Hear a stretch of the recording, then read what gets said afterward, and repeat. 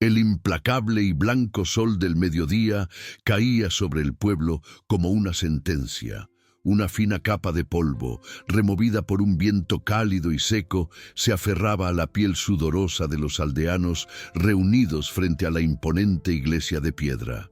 Su sombra, larga y austera, no ofrecía alivio, sino más bien un recordatorio constante del poder que emanaba de sus muros.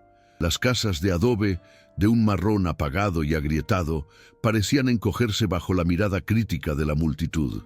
El aire era pesado, denso, no solo por el calor sofocante del desierto chihuahuense, sino por el silencio tenso y acusador de decenas de personas que, hasta ayer, habían llamado a Ana Castillo amiga, vecina, pilar de la decencia y la fe. El único sonido era el roce de las faldas y el murmullo apagado de las oraciones hipócritas.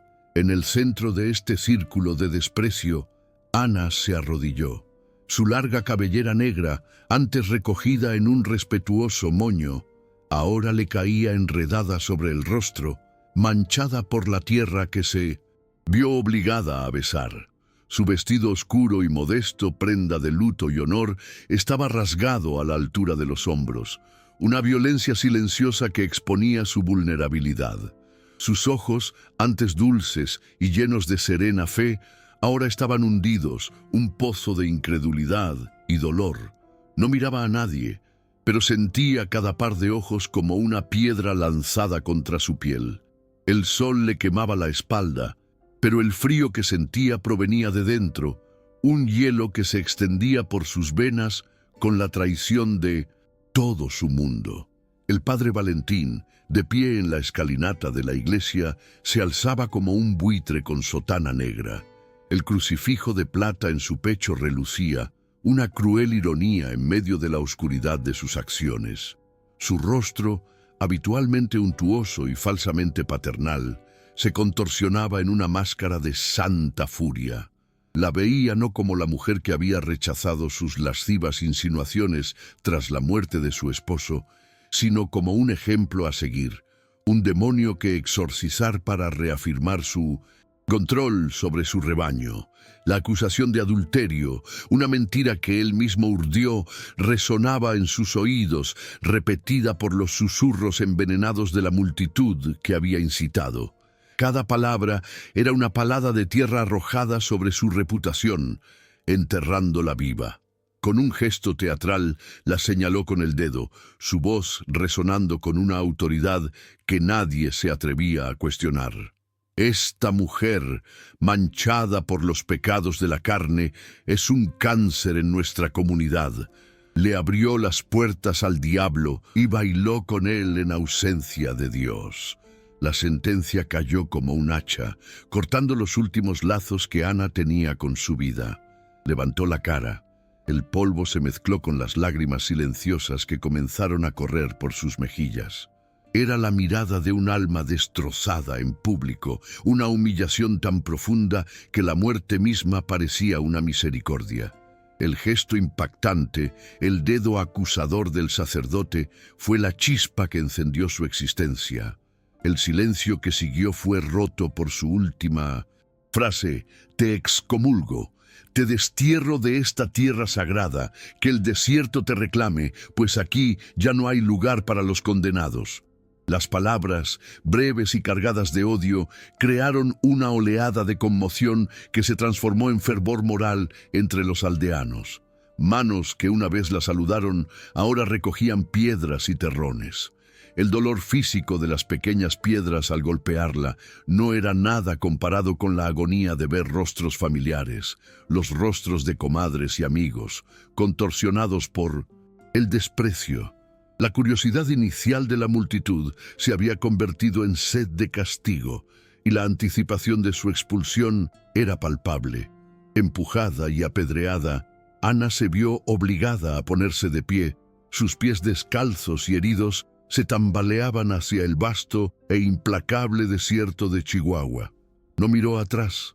El sonido de la puerta de la iglesia, al cerrarse con un golpe sordo, fue la gota que colmó el vaso. El pueblo, con su fe corrupta y su frágil moral, le dio la espalda, dejándola caminar hacia un horizonte que solo prometía una muerte lenta y solitaria. El calor ondulaba sobre la arena ante ella, un purgatorio terrenal que se convertiría en su único compañero. La conspiración había comenzado, no con un grito, sino con el sonido de pasos solitarios que se alejaban de todo lo que una vez fue su hogar. Si esta historia te ha conmovido, suscríbete al canal para no perderte nada de este viaje y comenta abajo desde qué ciudad o país lo estás viendo. Queremos saber hasta dónde ha llegado la fuerza de Ana. Corre el año 1870 en una región árida y olvidada del norte de México. Aquí, la tierra es la ley, y la ley es la supervivencia. El desierto chihuahuense no es solo un paisaje, sino una entidad viva y devoradora, cuyas fronteras definen el mundo conocido. Para los habitantes de los pequeños pueblos de adobe que salpican esta inmensidad, el gobierno de la Ciudad de México es una fantasía lejana. La verdadera autoridad reside en dos fuerzas: el clima riguroso, que dicta las cosechas, y la vida, y la Iglesia Católica, cuyo poder es tan absoluto y visible como las cruces de piedra que se alzan contra el cielo pálido. La vida es una rutina de trabajo agotador bajo un sol implacable, interrumpida por las misas y el temor constante al pecado y la condenación eterna. La sociedad es una red rígida de tradiciones y prejuicios. Las mujeres en particular viven bajo el yugo del silencio y la sumisión. Su valor se mide por su pureza, su obediencia a sus maridos y su devoción a la Iglesia. Cualquier desviación de este camino se considera no solo una falta moral, sino una amenaza para el orden social. Fuera de los muros de la aldea acecha el otro, el enemigo, el pueblo apache. En las historias que se cuentan por la noche se les describe como salvajes sin alma, demonios del desierto que roban niños y matan en nombre de dioses paganos. Este miedo es una herramienta poderosa, utilizada por hombres como el padre Valentín para mantener unida a la comunidad mediante la desconfianza hacia el mundo exterior. Ana Castillo, antes de su caída, era el epítome de la mujer ideal de esta sociedad. Viuda de un próspero y respetado comerciante, heredó no solo una modesta fortuna, sino también una posición de decencia y rectitud. Su hogar estaba limpio, sus donaciones a la iglesia eran generosas y su asistencia a misa era constante. Sin embargo, tras la fachada de serenidad vivía una mujer solitaria. Su matrimonio había sido concertado, una unión de respeto y compañerismo, pero no de una profunda conexión espiritual. Tras la muerte de su esposo, la casa se volvió demasiado silenciosa y el luto, un manto que la aisló aún más. Su fe era su único consuelo, el pilar que la sostenía ante la ausencia de un hombro amigo. El sufrimiento de Ana comenzó mucho antes de la humillación pública. Comenzó como un susurro, una sombra en los rincones de su vida. Tras la muerte de su esposo, el padre Valentín, con el pretexto de ofrecerle consuelo espiritual, comenzó a visitarla con una frecuencia inquietante. Sus palabras, inicialmente reconfortantes, se volvieron sugerentes, sus miradas posesivas. Cuando Ana, con su firmeza y decencia características, rechazó sus insinuaciones, la máscara de benevolencia del sacerdote se desvaneció. El rechazo de una mujer, especialmente de una viuda a la que consideraba su propiedad espiritual, era una afrenta que su orgullo corrupto no podía soportar. Fue entonces cuando comenzó la persecución velada. La conexión emocional de Ana con su comunidad era, de hecho, una ilusión. Era respetada por su estatus, no querida por quien era. Nadie conocía sus miedos nocturnos, su soledad, ni los pequeños sueños que se guardaba para sí misma. Cuando el sacerdote empezó a sembrar dudas sobre su moral, los mismos aldeanos que la habían recibido con reverencia comenzaron a mirarla con recelo. Su aislamiento se profundizó. Se convirtió en prisionera de su propia casa, sintiendo el peso de las miradas y los susurros cada vez que salía. Esta lenta erosión de su posición social fue la tortura psicológica que precedió a la ejecución pública de su honor. Los obstáculos de Ana eran insuperables. Externamente, se enfrentaba a la autoridad incuestionable de un sacerdote corrupto, un hombre capaz de convertir la verdad en mentira y la fe en un arma. La burocracia de la iglesia estaba a cientos de kilómetros de distancia y jamás creería la palabra de una mujer contra la de uno de sus sirvientes. Internamente, su mayor obstáculo era su propia fe. ¿Cómo podía acusar al hombre que representaba a Dios en la tierra? ¿Cómo podía luchar contra la institución que le había prometido la salvación? Su trauma fue la colisión entre la santidad en la que creía y la podredumbre que presenciaba. La tensión aumentaba a diario.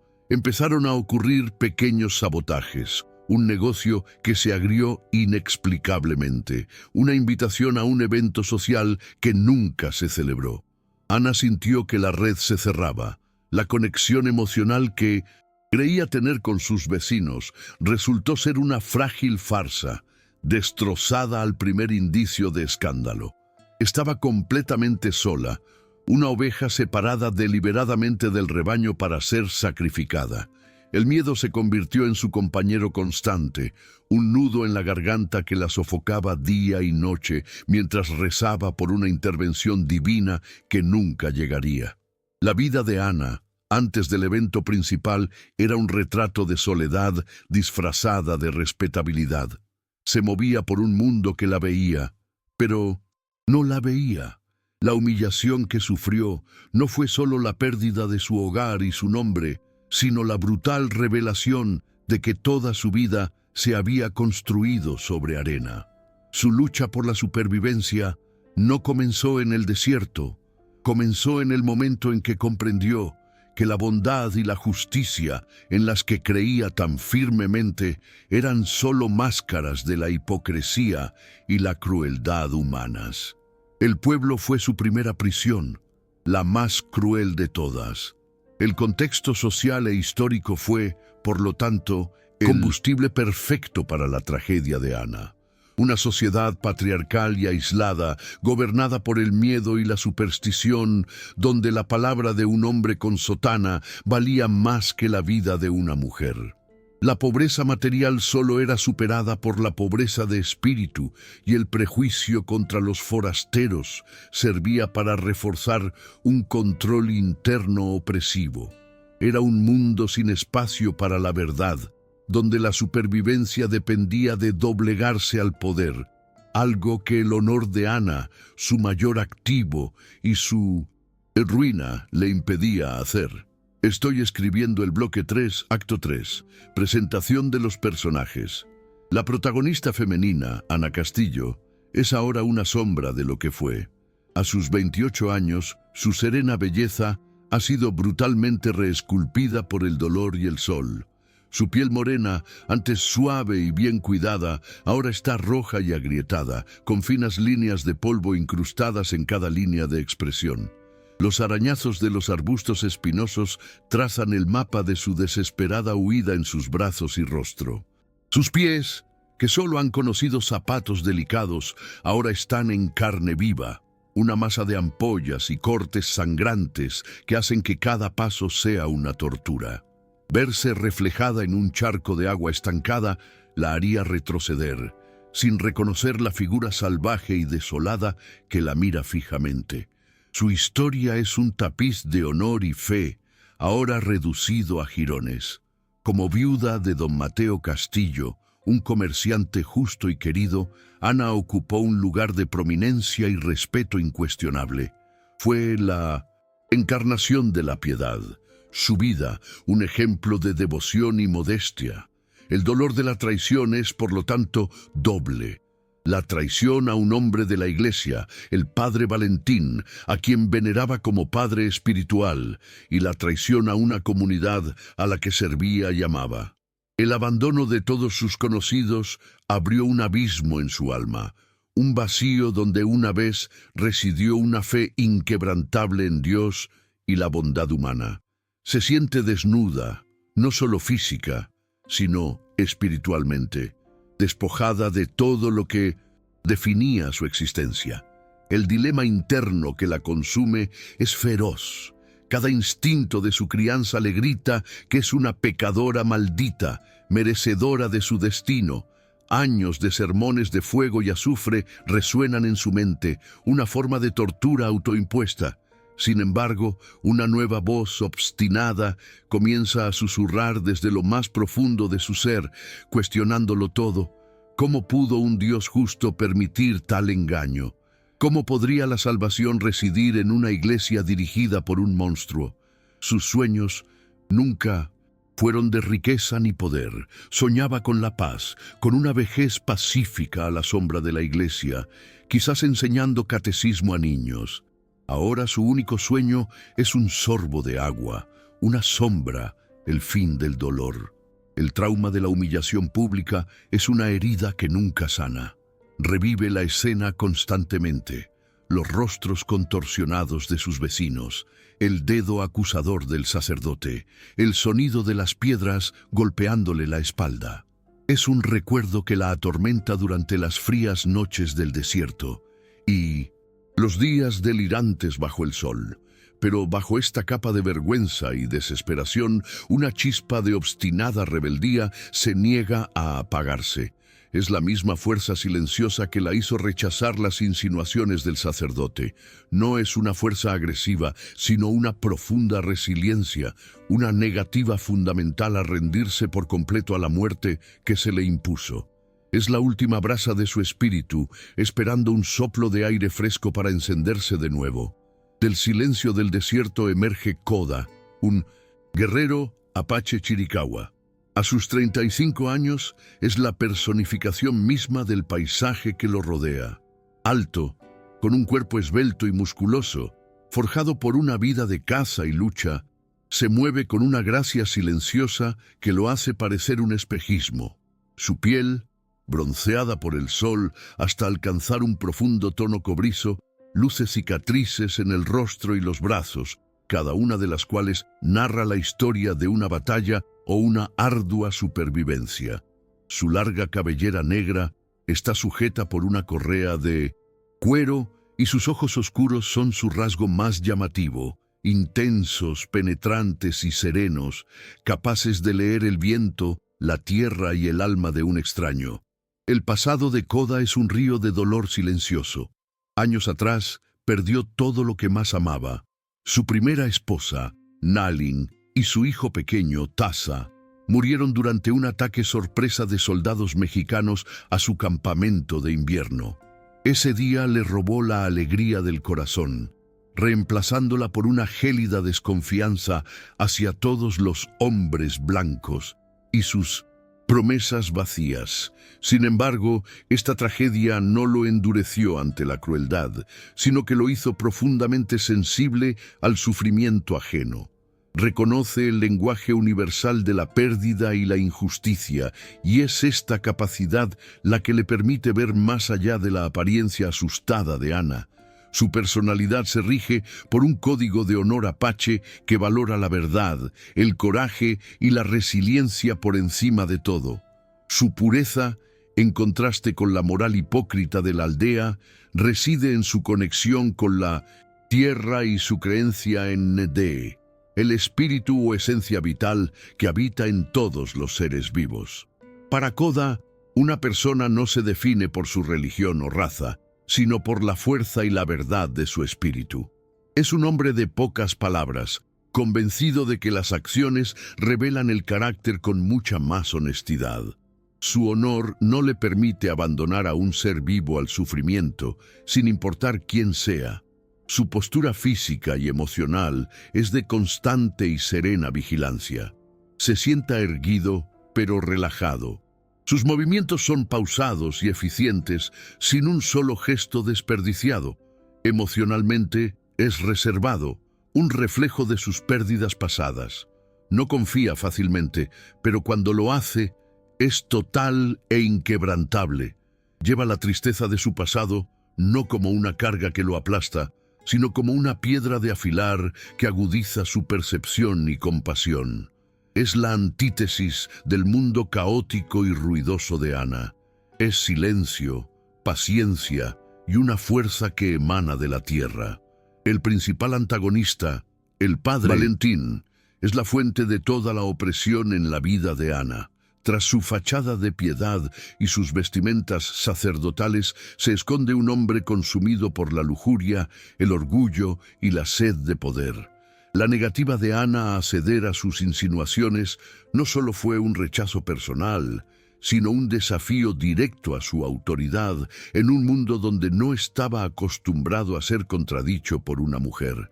Su decisión de destruirla públicamente fue un acto de terrorismo psicológico, diseñado para reafirmar su dominio sobre la aldea y convertir a su víctima en un símbolo del castigo divino que aguarda a quienes se atreven a desafiarlo.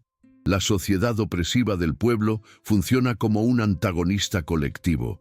Los aldeanos no son malvados por naturaleza, sino producto de su entorno. Ignorantes, supersticiosos y aterrorizados por la condenación. Su miedo al desierto y a los apaches solo es superado por su miedo al infierno. El padre Valentín explota este miedo con maestría, utilizando el púlpito para moldear sus opiniones y dirigir su odio. Al participar en la humillación de Ana, no solo castigan a un supuesto pecador, participan en un ritual de purificación, sacrificando a uno de los suyos para aplacar a su Dios y reafirmar su frágil sentido de la rectitud.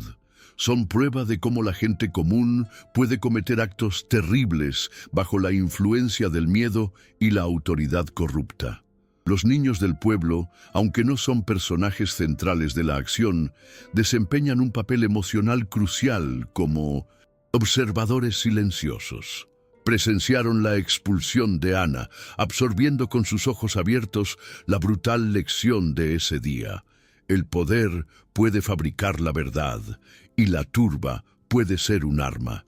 En sus rostros confundidos vemos la semilla del prejuicio sembrada.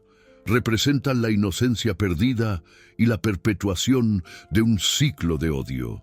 La imagen de una niña sujetando la falda de su madre, mirando a Ana con una mezcla de miedo y lástima, sirve como un conmovedor recordatorio de que la corrupción de una comunidad envenena su futuro antes de que tenga la oportunidad de florecer. En definitiva, el desierto chihuahuense actúa como un personaje poderoso y ambiguo. Inicialmente es el antagonista definitivo, el ejecutor de la sentencia de muerte del pueblo.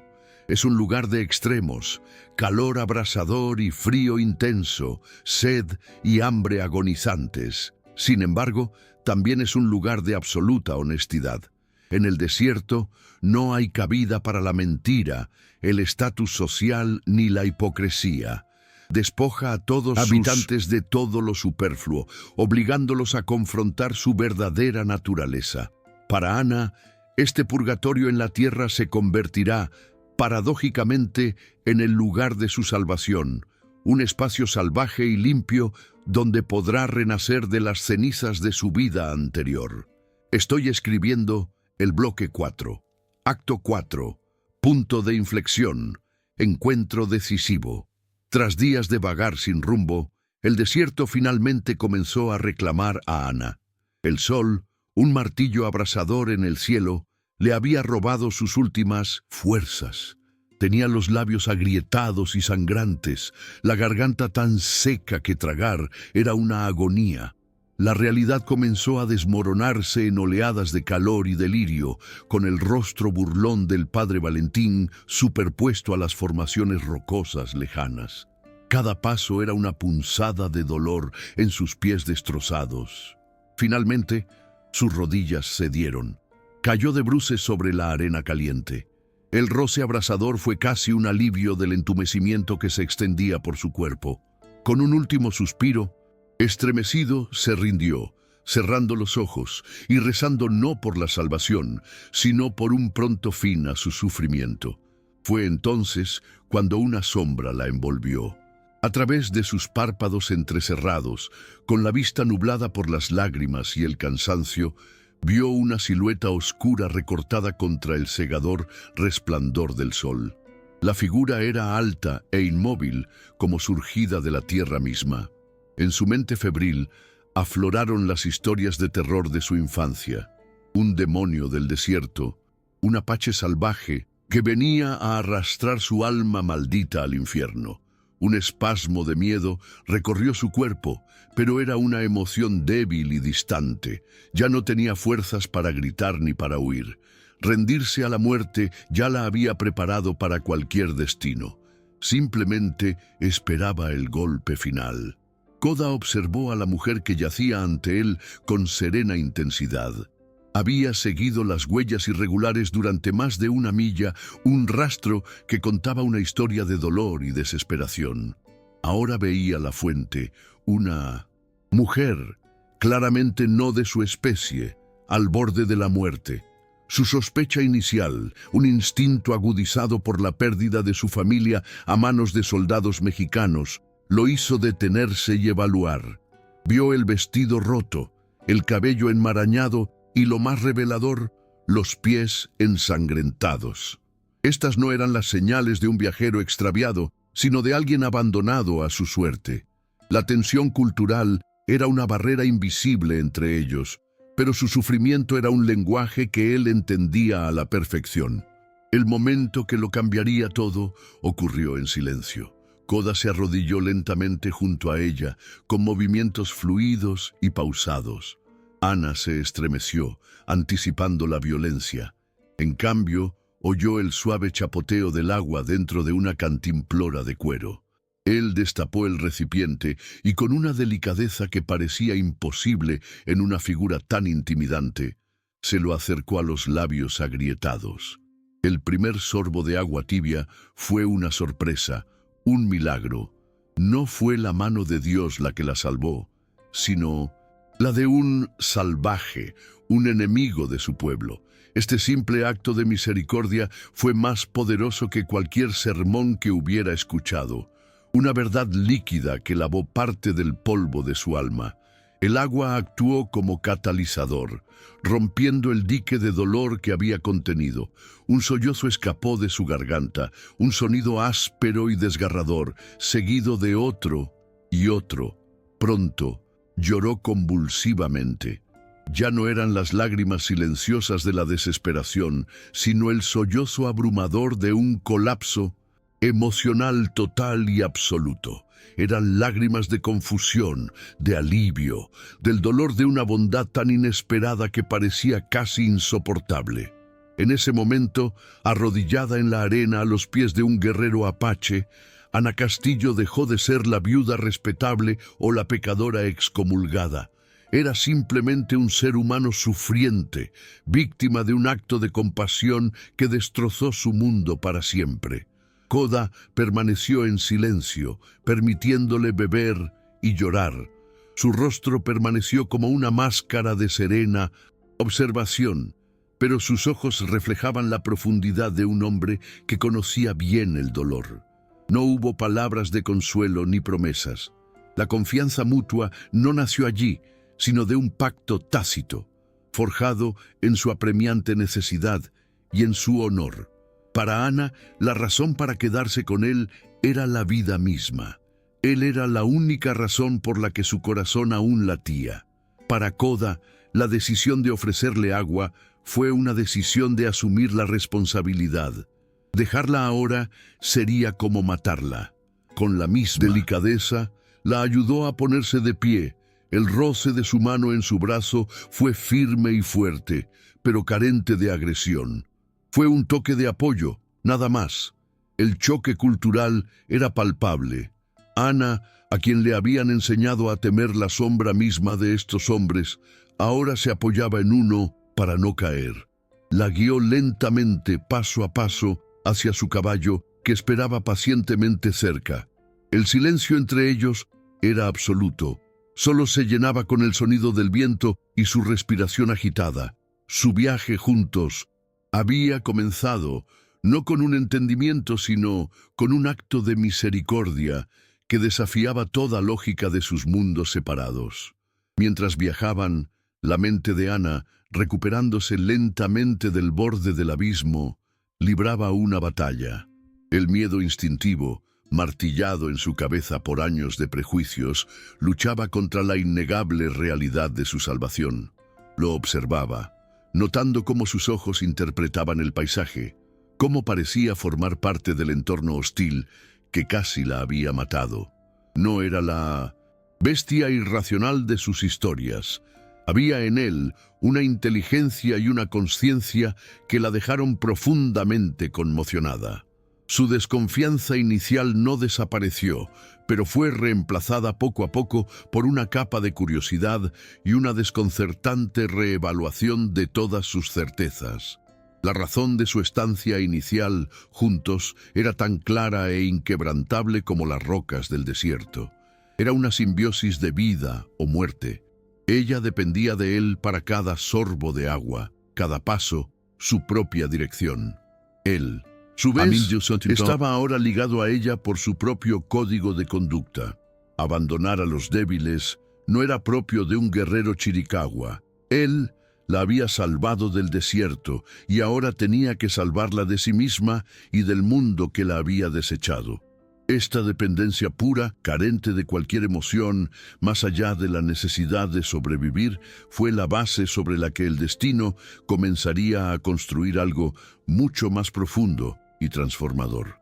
Koda la llevó a un campamento oculto, un refugio enclavado entre rocas rojas que lo hacían invisible a la distancia. El lugar era la antítesis de la aldea. No se dejaba piedra sin remover para exhibir poder, solo lo esencial para vivir en armonía con la tierra. Los primeros días transcurrieron en un silencio casi absoluto, solo con el sonido del viento y los gestos de cariño. Con una concentración que Ana nunca antes había visto, Koda le limpió las heridas de los pies. Usó hojas de agave masticadas y hierbas del desierto que molió hasta formar una pasta, aplicando la medicina con manos firmes, pero sorprendentemente delicadas. Ana, aún débil y temerosa, se estremecía con cada roce, pero el dolor de los pies comenzó a dar paso a un alivio reconfortante, y con él parte de su miedo también se apaciguó. Mientras su cuerpo se recuperaba, su mente observaba. Ya no veía a Koda como una figura amenazante, sino como un hombre en su elemento. Lo observó colocar trampas para animales pequeños con infinita paciencia, encontrando agua donde ella solo veía tierra firme, leyendo el cielo para predecir el clima. Sus movimientos eran precisos y resueltos. No había rastro de la hipocresía ni el orgullo que conocía de su mundo, solo una profunda competencia y un discreto respeto por todo lo que la rodeaba. Empezó a comprender que el salvajismo que le habían enseñado a temer era, de hecho, una forma de sabiduría mucho más antigua y pura que la de sus acusadores. El asombro empezó a florecer en la tierra de su miedo. Su primer intercambio tuvo lugar junto al fuego, bajo un cielo estrellado. La voz de Ana estaba ronca por la falta de uso cuando finalmente preguntó en un español vacilante: ¿por qué me ayudaste? Esperaba una respuesta simple, o quizás ninguna. Koda contempló las llamas un buen rato antes de responder, con un español vacilante y marcado. La tierra, dijo, no le pregunta al cactus si merece agua, simplemente llueve. La simplicidad y la profundidad de esa frase la impactaron profundamente. En su mundo, todo giraba a la presunción y el juicio. En ese desierto, con ese hombre, las cosas simplemente eran. Fue el primer ladrillo que se quitó del muro que los separaba. La verdadera ruptura de barreras llegó en una noche fría, cuando las sombras danzaban en las paredes de roca. Envalentonada por su respuesta anterior, Ana encontró la fuerza para contar su historia. Con voz entrecortada, habló de la muerte de su esposo, su soledad, las insinuaciones del sacerdote, la falsa acusación y la humillación pública. Expuso su alma herida, esperando desprecio, indiferencia o, en el mejor de los casos, compasión. No ocultó nada, pues no tenía nada que perder. Al terminar, un silencio denso los invadió, y ella inclinó la cabeza, preparándose para el veredicto de su Salvador, el juez final de su historia. Koda no apartó la mirada. La escuchó con atención inquebrantable, absorbiendo cada palabra. Cuando terminó, guardó silencio un momento, no un silencio de juicio, sino de consideración. Luego, inclinó ligeramente hacia adelante y sus ojos se encontraron con los de ella en la penumbra. «Tu iglesia ha visto el pecado», dijo con voz serena, pero cargada de una convicción inquebrantable. «Veo a una mujer que luchó por honrar su espíritu. Para mi pueblo no hay pureza mayor que esa». Las palabras la impactaron como un rayo. Fue la absolución, la validación que le había rogado a Dios, la que esperaba de sus amigos, provenía del hombre al que le habían enseñado a odiar. Las lágrimas que rodaron por su rostro esta vez no eran de dolor, sino de una gratitud tan profunda que dolía. A partir de esa noche, la dinámica entre ellos cambió irrevocablemente. La confianza, antes una semilla frágil, comenzó a germinar. Su relación pasó de ser de salvador y víctima a una de compañerismo. Koda comenzó a enseñarle los fundamentos de la supervivencia en el desierto, cómo seguir las estrellas, cómo identificar huellas, cómo respetar los espíritus de la tierra. A cambio, Ana trajo un orden silencioso al campamento, remendando su ropa con una aguja improvisada, manteniendo el fuego encendido, mostrando una resiliencia que los sorprendió a ambos. Estos eran pequeños gestos de una vida compartida que acortaban la distancia entre sus culturas. Comenzaron a compartir más que solo tareas. Las conversaciones se hicieron más fluidas, revelando las cicatrices internas que ambos cargaban. Él habló brevemente sobre el cielo que perdió su brillo el día que le arrebataron a su esposa e hijo. Ella habló de la soledad que sentía, incluso rodeada de personas de su vida anterior. No fueron largas confesiones, sino fragmentos de dolor compartido que crearon un profundo vínculo de empatía.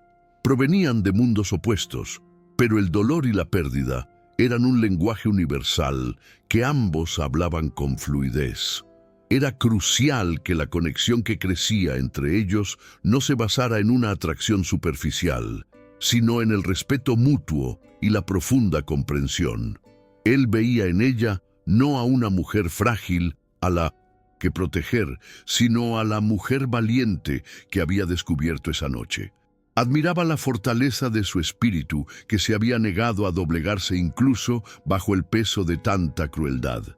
Ella, a su vez, veía más allá del temible guerrero. Veía a un hombre de honor, cuya compasión era tan vasta como el desierto circundante. Un hombre que soportaba su propio dolor con serena dignidad. El clímax de este desarrollo fue el surgimiento de una nueva normalidad. El miedo dio paso a un silencio confortable, donde las palabras no siempre eran necesarias. Ana aprendió a sonreír de nuevo, una sonrisa breve y genuina, mientras veía a Koda regresar de cazar. Koda se encontró compartiendo una historia o un pensamiento inusual, buscando su compañía al final del día. Ya no eran solo dos sobrevivientes, eran compañeros. En medio de la brutalidad de la naturaleza, en un refugio oculto del mundo que los había traicionado, Ana y Koda encontraron el uno en el otro un hogar inesperado, un santuario construido sobre los cimientos de la empatía y el respeto mutuo. La paz que habían construido era frágil como una flor del desierto y fue pisoteada por la llegada del odio.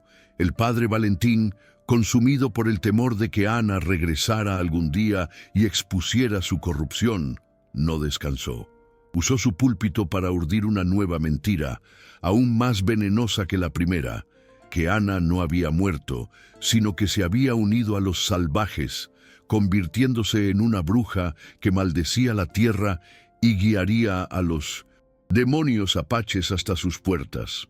Atemorizados y manipulados, un grupo de hombres del pueblo, armados con rifles y con una furia justificada, lo siguió. El silencio del cañón fue quebrantado por el sonido impío de un disparo. La bala rebotó en las rocas que servían de hogar a Ana. El caos estalló al instante. El campamento, un santuario de paz, se convirtió en una vorágine de peligro.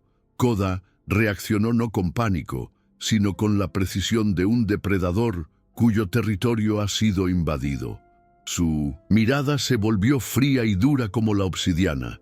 Con un movimiento rápido, empujó a Ana tras una gran roca. Su voz era una orden baja y urgente. «Quédate aquí, no te muevas». Su instinto le impulsó a protegerla, a esconderla de la violencia de su propia gente.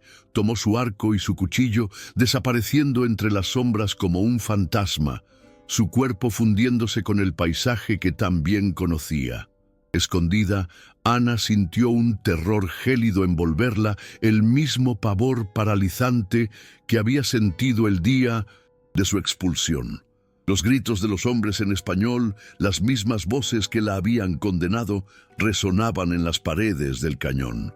Podía acobardarse, podía obedecer y esperar a que Koda la salvara una vez más. Pero entonces algo cambió. Vio el rostro de uno de los hombres, un comerciante que solía saludarla, ahora contorsionado en una máscara de odio ciego. Vio a Koda luchando no por odio, sino para defender la vida que habían construido. En ese instante, el miedo se convirtió en una furia, fría y clara. Ya no sería la víctima. No se escondería mientras el único hombre que realmente la veía luchara por ella. Su mente, antes nublada por el miedo, ahora funcionaba con una claridad nítida. Carecía de la fuerza de un guerrero, pero poseía algo que ellos no tenían: una profunda comprensión de las mentes de sus torturadores. Conocía sus supersticiones, su miedo a lo desconocido. Rodeando la parte trasera del campamento, trepó a una cornisa rocosa sobre la entrada del cañón.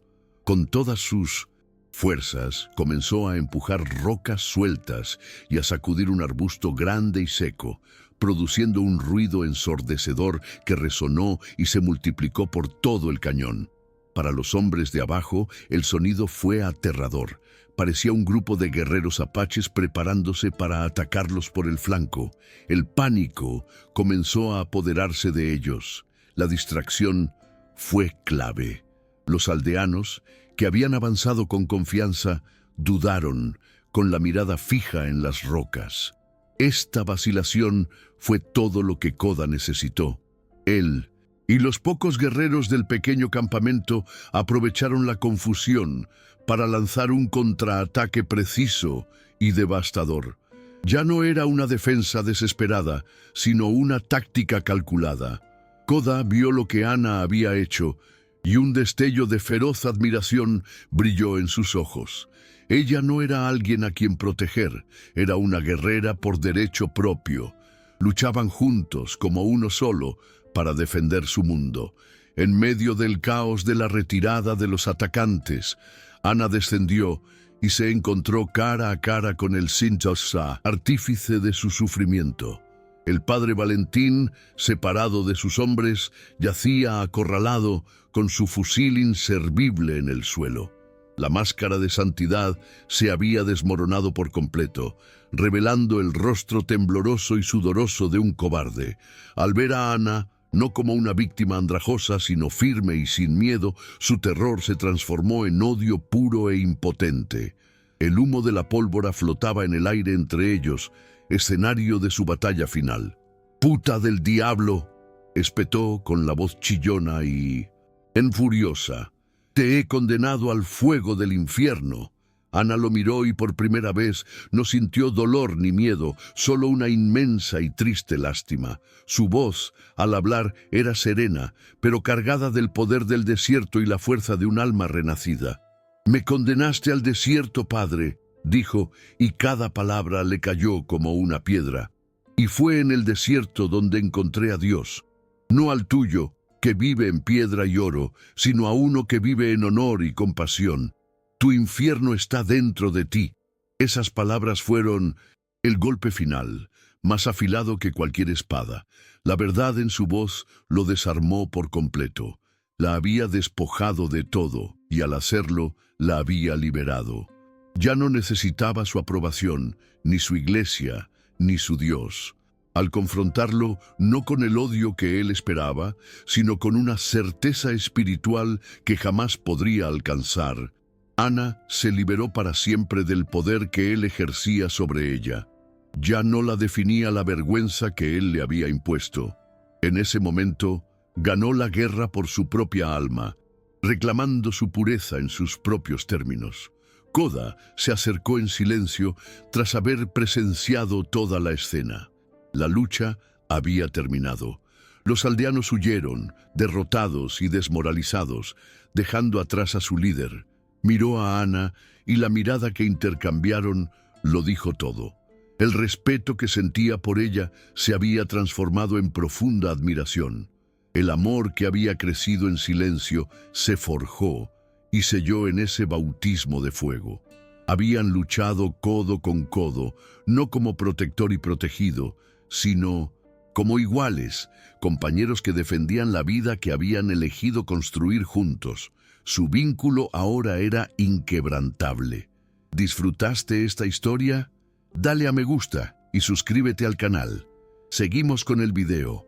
Con la derrota del padre Valentín y la huida de sus hombres, la verdad sobre su corrupción se extendería como la pólvora, propagada por los mismos cobardes que lo siguieron. En teoría, el camino estaba despejado para que Ana regresara, limpiara su nombre y recuperara su antigua vida. Pero, al contemplar la lejanía del pueblo, no sintió deseos de regresar. Ese mundo de muros de adobe y corazones de piedra ya no era su hogar. Su hogar estaba allí, bajo el cielo abierto, junto al hombre que le enseñó el verdadero significado de la fe y el honor. La elección no era una elección, sino una afirmación del lugar al que ahora pertenecía. Koda y su gente, que vieron su valentía e inteligencia en la batalla, la recibieron sin reservas. Ya no era la desconocida, la mujer blanca rescatada. Se había ganado su lugar con sus acciones. En una sencilla ceremonia junto al fuego, el anciano tribal le dio un nuevo nombre, Isaa Bi Nahketa, que en su idioma significaba mujer que ha encontrado su espíritu. Fue el reconocimiento definitivo de su transformación, el bautismo en su nueva identidad, una identidad que ella misma forjó en el calor del desierto y en las llamas del conflicto. Ana no se convirtió simplemente en apache, entrelazó las hebras de su pasado con las de su presente, creando una nueva y más fuerte trama. Compartió su conocimiento de hierbas y cuidados diferentes a los de ellos, ayudando a tratar enfermedades de maneras desconocidas para ellos. Les enseñó a los niños las historias de su antiguo mundo, no como un lugar deseable, sino como una lección sobre los peligros de la fe ciega y el poder corruptor. Su presencia se convirtió en un puente, un vínculo de sabiduría compartida, demostrando que la coexistencia no solo era posible, sino también enriquecedora. En Koda y su tribu encontró a la familia que la suya la había repudiado. Encontró un amor cimentado no en la conveniencia social, sino en una unión de almas, un profundo respeto y una pasión tan serena como un atardecer en el desierto. Descubrió que la divinidad no residía en templos fríos y silenciosos, sino en la risa de un niño, la lealtad de una pareja, la fuerza de una comunidad unida por el respeto, no por el miedo. El Dios que había encontrado en el desierto era un Dios de compasión, resiliencia y una belleza salvaje e indómita, reflejada en los ojos del hombre que amaba. La moraleja de su viaje se convirtió en la filosofía de su nueva vida. La verdadera pureza no residía en la ausencia de pecado, como la definen los hombres corruptos, sino en la valentía para defender la propia verdad, incluso cuando el mundo entero la condena. La salvación no provenía de oraciones a un cielo lejano, sino del gesto humano e inesperado de un supuesto enemigo, demostrando que la compasión es la más sagrada de todas las gracias. La historia de Ana fue un testimonio de que a veces hay que perder todo lo que se considera sagrado para encontrar lo que realmente importa. La escena final cierra con una imagen poderosa y perdurable. Ana y Koda están en la cima de un acantilado, contemplando la puesta de sol sobre un vasto mar de arena y roca. El viento sopla suavemente, enredando su cabello, ahora largo y libre. Ya no hay una sombra de miedo ni vergüenza en sus ojos. Solo la profunda paz, la serena fuerza del desierto. El lugar que había sido designado como su tumba se ha convertido en su santuario, su reino. Ella apoya la cabeza en su hombro, un gesto de total pertenencia. La imagen concluye allí, en un silencio que habla más fuerte que cualquier palabra, dejando al público con una sensación de justicia poética y catarsis emocional. Epílogo. 5 años después. La luz dorada del atardecer baña el mismo paisaje desértico, pero ahora parece más suave, más acogedor. Rostro marcado por una sonrisa serena y la piel bronceada por el sol, se sienta junto a Koda cerca de la entrada de su refugio. La paz entre ellos es profunda y reconfortante. A sus pies, un niño de 4 años, un niño con los ojos oscuros y penetrantes de su padre y el cabello negro y liso de su madre, juega con una flor morada del desierto. Es la prueba viviente de la unión de 2 mundos, un símbolo de esperanza nacida del amor que floreció en el lugar más inesperado. Ana mira a su hijo, luego a Koda, y su mirada refleja un universo de gratitud. La mujer atormentada que salió del pueblo a trompicones se ha ido para siempre. En su lugar hay una mujer plena y fuerte, cuya alma refleja la inmensidad y la belleza indómita de la tierra que la acogió. El desierto, que casi la mata, finalmente le dio vida, una familia y una paz que ninguna iglesia ni sociedad podría jamás ofrecer. El ciclo de dolor se ha roto y en su lugar ha comenzado un nuevo ciclo de amor y resiliencia, listo para transmitirse a la siguiente generación. ¿Encontró alguna vez un gesto de bondad que cambiara una vida?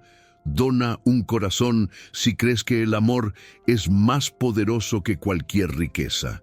Suscríbete para leer malas historias sobre segundas oportunidades. Comenta: el amor no es precioso si también crees en la bondad humana.